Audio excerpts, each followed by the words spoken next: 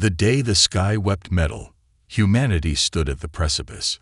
It began not with fire, but with an impossible silence. A silence that swallowed the hum of cities, the roar of engines, the ceaseless chatter of a world teeming with life. Then they appeared. Not one, not a dozen, but 1,000 suns born in the wrong sky. Vessels of such colossal scale that they dwarfed even the tallest mountains, their obsidian hulls reflecting the sun with a cold, indifferent gleam. They hung in geosynchronous orbit, an implacable jury judging the fate of humankind. Panic bloomed, virulent and swift. Emergency broadcasts flickered to life. Sirens wailed their mournful dirges, and the digital arteries of the internet pulsed with 1,000,000 fractured pleas for information, for hope, for salvation. Governments, long accustomed to managing crises of earthly origin, found themselves paralyzed by the sheer magnitude of the event. In the Oval Office, President Eva Rostova stared at the holographic projection with a grim set to her jaw. The image, relayed from countless observatories around the globe, was undeniable.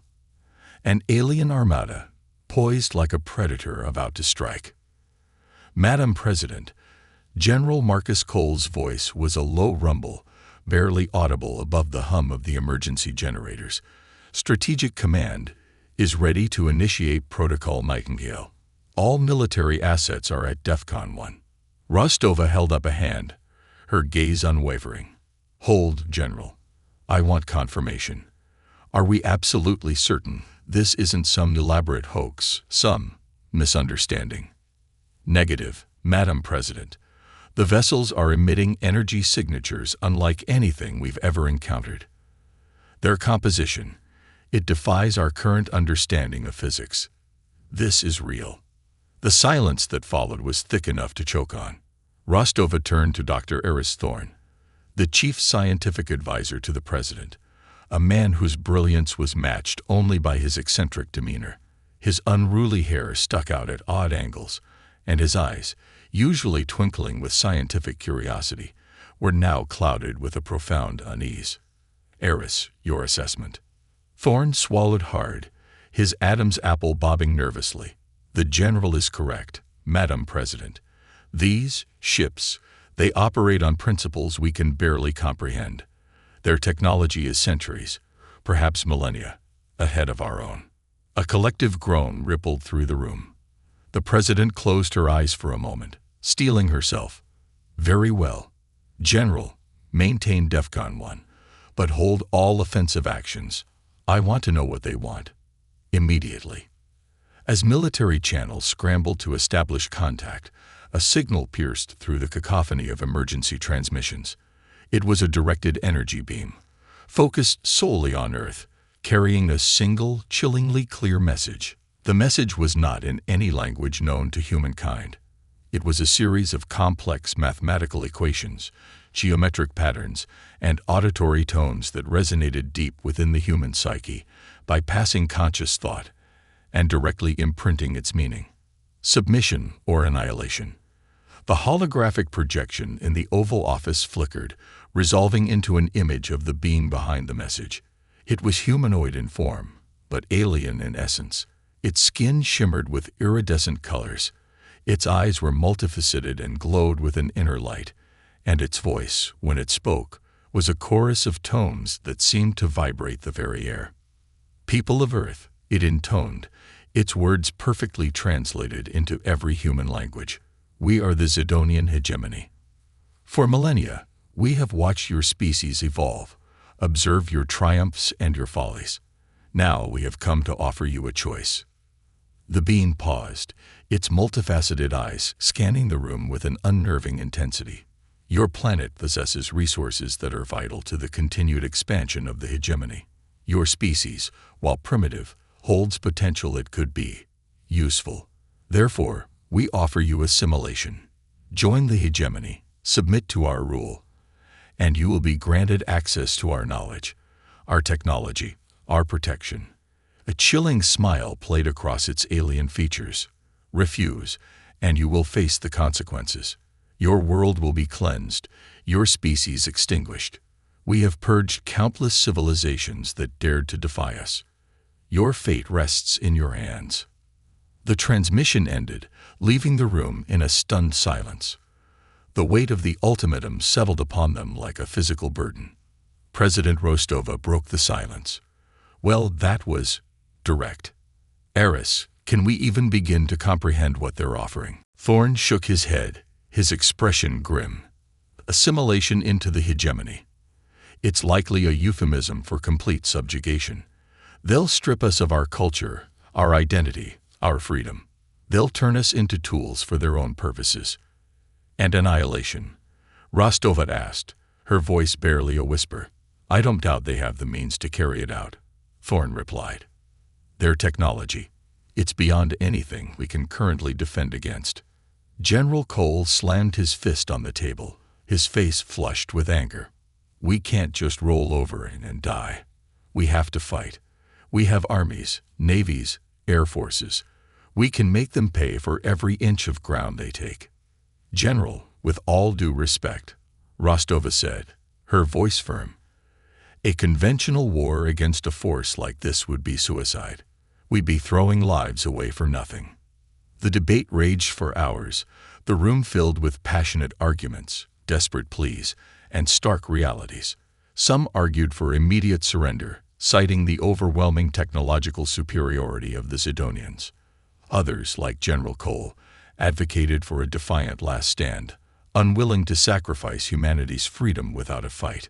Amidst the turmoil, a young woman stood quietly in the corner, observing the proceedings with a thoughtful gaze. Anya Petrova was a junior diplomat, recently assigned to the president's advisory team. She was young, idealistic, and possessed a sharp intellect that belied her age. Finally, she stepped forward, her voice clear and steady. "Madam President, with your permission, I'd like to offer a different perspective." All eyes turned to her. Rostova nodded, intrigued by the young woman's quiet confidence. "Please, Anya. We've been focusing on the Zidonians' strength, their technology, their military might," Anya began. "But we haven't considered their weaknesses. Every empire, no matter how powerful, has vulnerabilities. Internal divisions, logistical challenges, cultural biases. We need to understand them, to exploit them." She paused, her gaze sweeping across the room. "We can't fight them on their terms. We can't match their firepower, but we can outsmart them. We can use our creativity, our ingenuity, our adaptability to find ways to resist, to undermine their control." Her words hung in the air, a spark of hope in the gathering darkness. President Rostova looked at Anya, a flicker of admiration in her eyes. "That's a compelling argument, Anya," she said.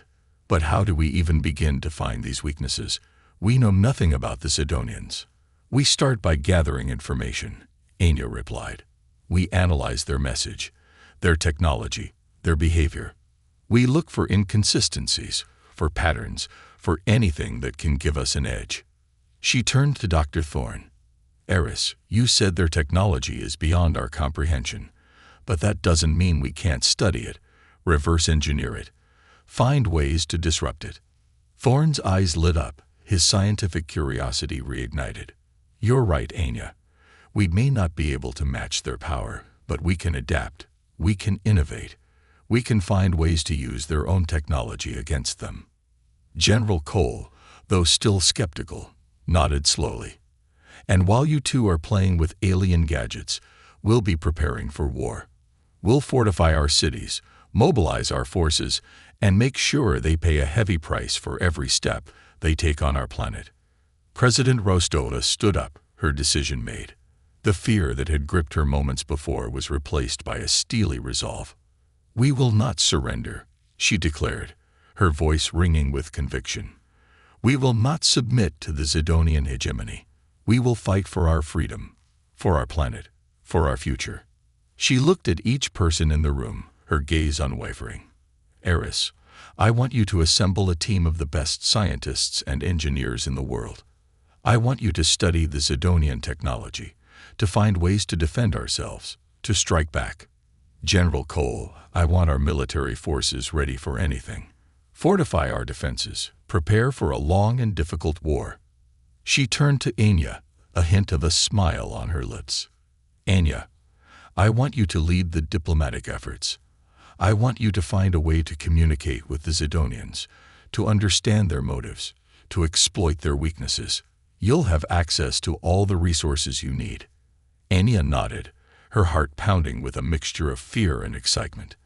"I won't let you down, Madam President." Rostova looked out at the holographic projection of the Zidonian armada, her expression grim. "The odds are stacked against us, but we are not without hope. We are humanity. We are resilient. We are resourceful, and we will never give up." The die was cast. The overture had ended. The symphony of defiance was about to begin. The sky erupted in a maelstrom of light and energy. The Zidonian hegemony, their patience exhausted, unleashed the fury of their advanced weaponry upon Earth. Beams of pure energy lanced down from the orbiting armada, vaporizing cities in an instant. Kinetic projectiles, accelerated to unimaginable speeds, slammed into the planet's surface, causing earthquakes and tsunamis. But Earth did not crumble. The hastily constructed planetary defense grid, a patchwork of repurposed satellites, experimental energy shields, and conventional missile batteries, fought back with surprising ferocity. The energy shields, based on Dr. Eris Thorne's radical theories of gravitational manipulation, shimmered and buckled under the Zidonian assault, but they held. General Marcus Cole, from his command bunker beneath Cheyenne Mountain, watched the battle unfold on a panoramic display. His face was grim, but his eyes burned with a fierce determination. "All units, return fire. Target their capital ships. Concentrate fire on their energy conduits." Missiles screamed into the void, their trajectories guided by advanced AI systems that compensated for the Zidonians' jamming technology. Energy beams, powered by experimental fusion reactors, lanced out from hidden bunkers, striking the Zidonian vessels with pinpoint accuracy. The initial volleys inflicted minimal damage, the alien ships easily deflecting or absorbing the human attacks. But the sheer audacity of humanity's defiance seemed to momentarily stun the invaders. Aboard the Zidonian flagship, Xerxes, the High Arbiter, observed the unfolding battle with detached curiosity. The primitive humans were putting up a surprisingly stiff resistance. Their energy shields, though crude, were proving difficult to penetrate. And their attacks, while ineffective against the capital ships, were causing significant damage to the hegemony's smaller support vessels. "Increase the power output to the primary weapon arrays," Xerxes commanded, its harmonic voice resonating through the ship. "Focus fire on the human energy shield generators. Eliminate their defenses." The Zidonian capital ships responded, their primary weapon arrays glowing with an ominous intensity. Beams of unimaginable energy converged on the Earth's energy shield generators, overloading the systems and causing them to flicker and fade. Cities that had been protected by the shields were now exposed to the full force of the Zidonian assault. Tokyo, London, New York. They vanished in searing flashes of light, their populations reduced to ash. The world watched in horror as the devastation unfolded. But even in the face of such overwhelming destruction, humanity refused to yield. Dr. Thorne, working frantically in his underground laboratory, monitored the energy shield's collapse. He knew that time was running out. "We need to reroute power from the auxiliary generators," he shouted to his team. "Bypass the primary conduits. Increase the shield frequency modulation." His team worked feverishly, their fingers flying across control panels, their minds racing to solve the complex equations that governed the shield's operation. They managed to reroute power, but it wasn't enough. The Zidonians were adapting, finding ways to penetrate the shield's defenses. Meanwhile, Anya Petrova, from her makeshift office at the United Nations headquarters in Geneva, was desperately trying to establish contact with the Zidonians. She had been analyzing their communication patterns, their technology, their behavior, searching for any weakness, any vulnerability. She believed that the key to defeating the hegemony lay in understanding their collective consciousness. If she could find a way to disrupt their unity, to sow discord among their ranks, she might be able to turn the tide of the war. But the Zidonians were not responding to her messages. They seemed uninterested in diplomacy, focused solely on annihilation.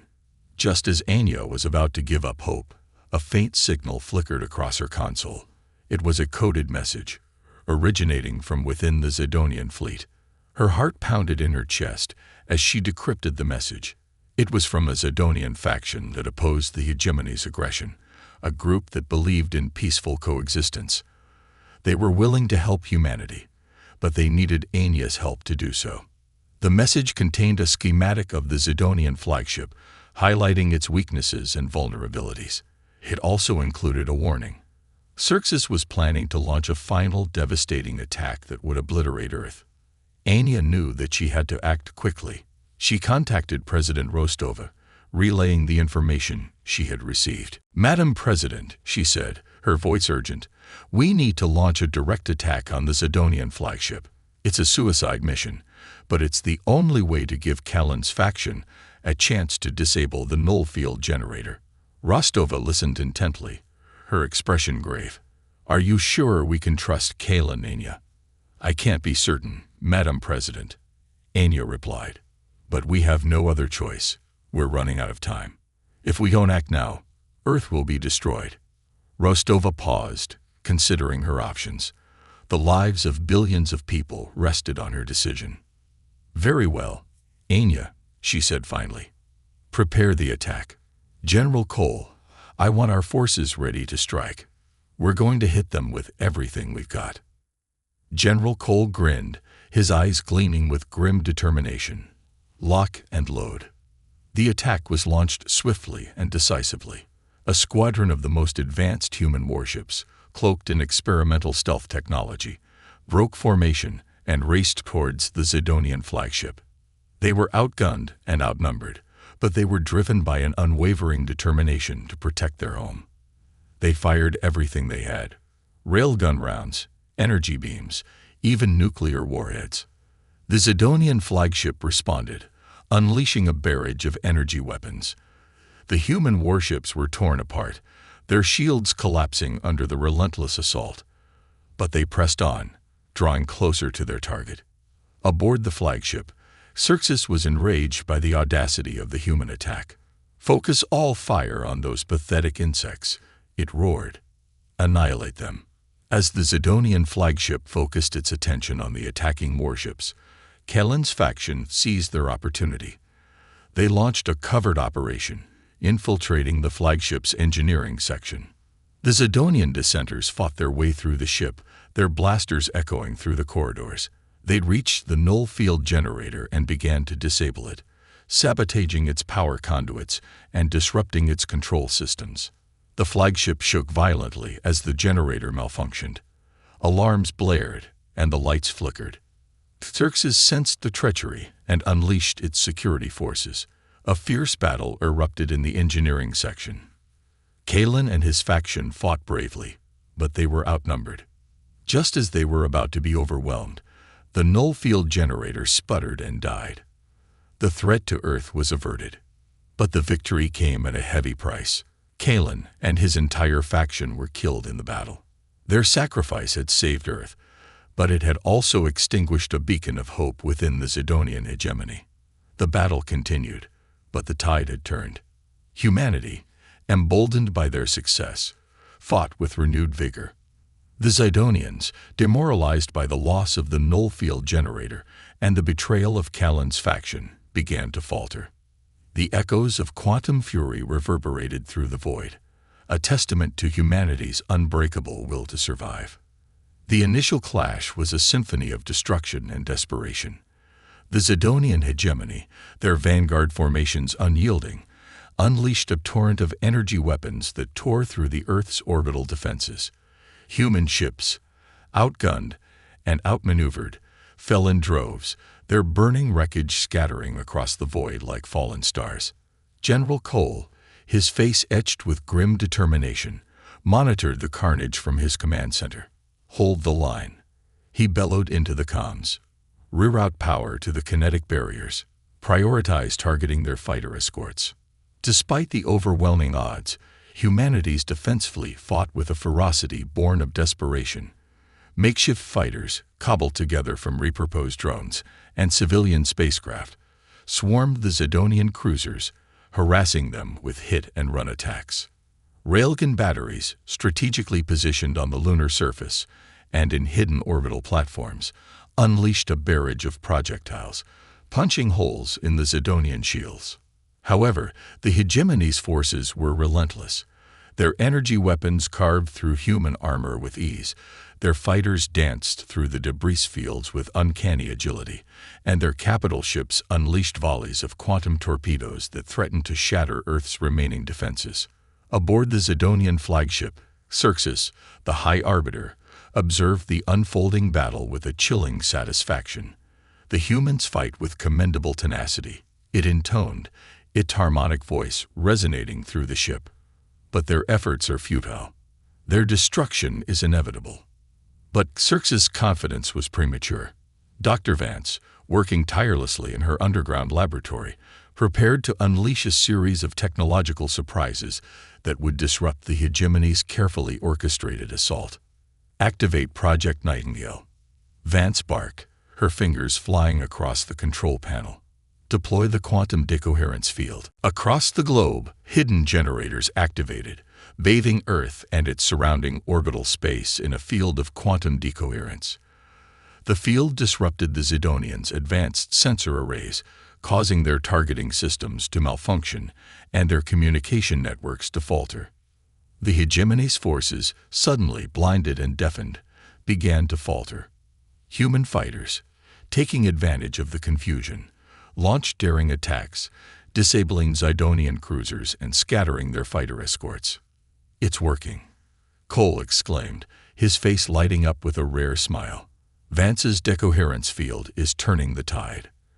But the Zidonians were not so easily defeated.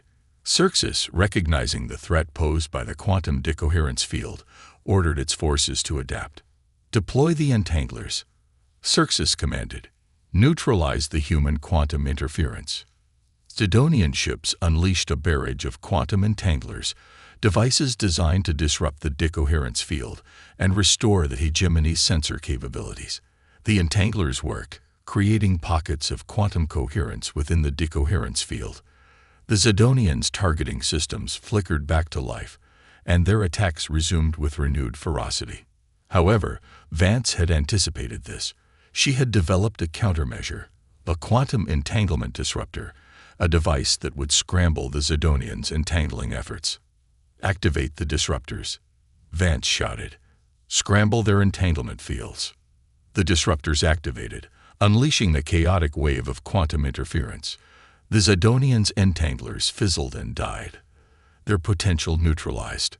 The battle raged on, a chaotic dance of quantum warfare and desperate maneuvers. Humanity, against all odds, was holding its own. Meanwhile, Anya Petrova, working tirelessly at her makeshift headquarters, continued her efforts to reach out to the dissenting faction within the Zidonian hegemony. She had discovered a hidden communication channel, a subspace frequency that the Zidonians used for internal communication. "This is Anya Petrova, representing the people of Earth," she transmitted. "We know of your opposition to Xerxes' aggression. We offer you an alliance." After hours of silence, a reply crackled across the channel. "This is Callan, of the dissenting faction. We hear you, human. We are willing to assist you, but our resources are limited. Xerxes suspects our treachery. We are under constant surveillance." Anya's heart sank. Callan's position was precarious. If Xerxes discovered their alliance, Callan and his followers would be executed. "What can we do to help?" Anya asked. "We need a diversion," Callan replied. "Draw Xerxes' attention away from our fleet. Give us the opportunity to sabotage the flagship's primary weapon systems." Anya knew what she had to do. It was a risky gamble, but it was humanity's only hope. She contacted President Rostova, relaying Callan's request. "Madam President," she said, her voice urgent, "we need to launch a direct attack on the Zidonian flagship. It's a suicide mission, but it's the only way to give Callan's faction a chance to sabotage their weapons. Rostova listened intently, her expression grave. Are you sure we can trust Callan, Anya? I can't be certain, Madam President, Anya replied. But we have no other choice. We're running out of time. If we don't act now, Earth will be destroyed. Rostova paused, considering her options. The lives of billions of people rested on her decision. Very well, Anya, she said finally. Prepare the attack. General Cole, I want our forces ready to strike. We're going to hit them hard and fast. General Cole nodded, his eyes gleaming with grim determination. Let's give those aliens a taste of human ingenuity. The battle for Earth had reached a critical juncture. Alliances were forged, betrayals were plotted, and the fate of humanity hung in the balance. The Zidonian hegemony, their patience exhausted, initiated their final assault. Swarms of attack drones, their metallic bodies gleaming under the sun, descended upon Earth's major cities, unleashing a hail of plasma fire. Energy beams lanced down from orbit, vaporizing landmarks and turning bustling metropolises into desolate wastelands. But humanity refused to break. The hastily constructed defense grid, a patchwork of repurposed anti-aircraft batteries, experimental energy shields, and remotely controlled drones, retaliated with surprising ferocity. The energy shields, powered by Dr. Vance's experimental quantum reactors, flickered and strained, but they held, protecting vital infrastructure from the worst of the Zidonian onslaught. From his command center beneath Cheyenne Mountain, General Cole monitored the battle with a grim satisfaction. All units maintained defensive positions. He barked into the comms. Prioritize targeting their drone swarms. Protect the population centers. Humanity's air forces, despite being vastly outnumbered, engaged the Zidonian drones in a desperate dogfight. Advanced fighter jets, piloted by brave men and women willing to sacrifice everything for their planet, weaved through the enemy formations, unleashing volleys of missiles and railgun fire. The ground forces, too, fought with unwavering determination. Soldiers armed with plasma rifles and anti-armor rockets defended strategic locations, repelling wave after wave of Zidonian drone attacks. Civilians, armed with whatever weapons they could find, joined the fight, defending their homes and families with a courage that surprised even themselves. Aboard the Zidonian flagship, Xerxes, the High Arbiter, pulsed with barely contained rage, increased the power output to the primary weapon arrays.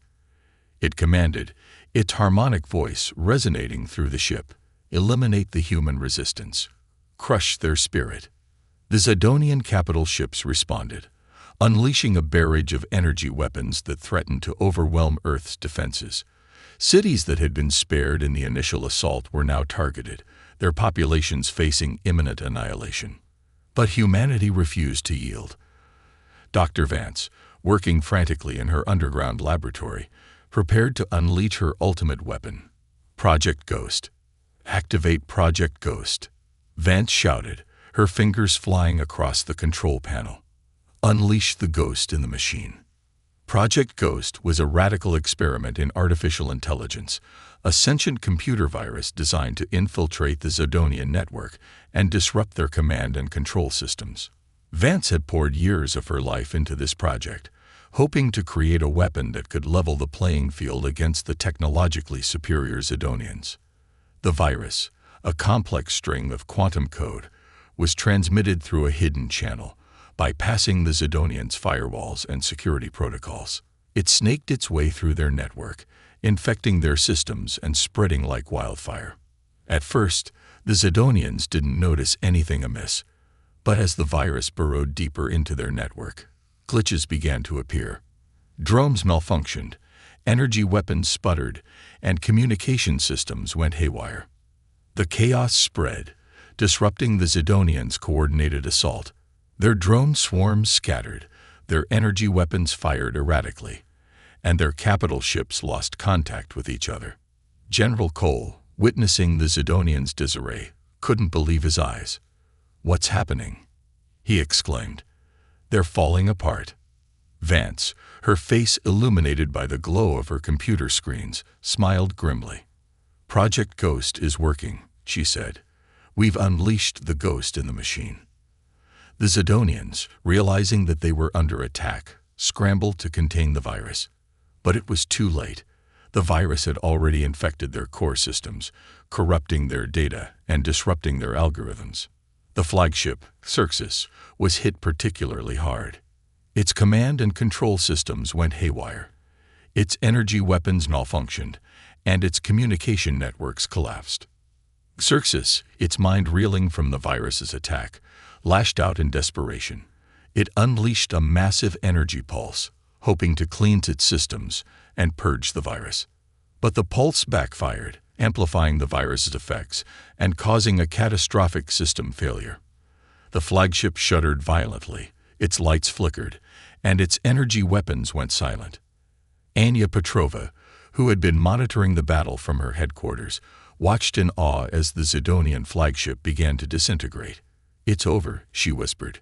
"We've won." The remaining Zidonian forces, witnessing the destruction of their flagship, panicked. They broke formation and fled, retreating back into the void from whence they came. Earth was saved. The victory came at a heavy price. Millions of people had died, and countless cities had been reduced to rubble. But humanity had survived, its spirit unbroken, its will to resist undiminished. In the aftermath of the battle, the world began to rebuild. Cities were reconstructed, families were reunited, and the fallen were mourned. Humanity had learned a valuable lesson, that even against a technologically superior foe, courage, ingenuity, and unity could prevail. The ghost in the machine had saved the world, but it was the human spirit that had made it possible.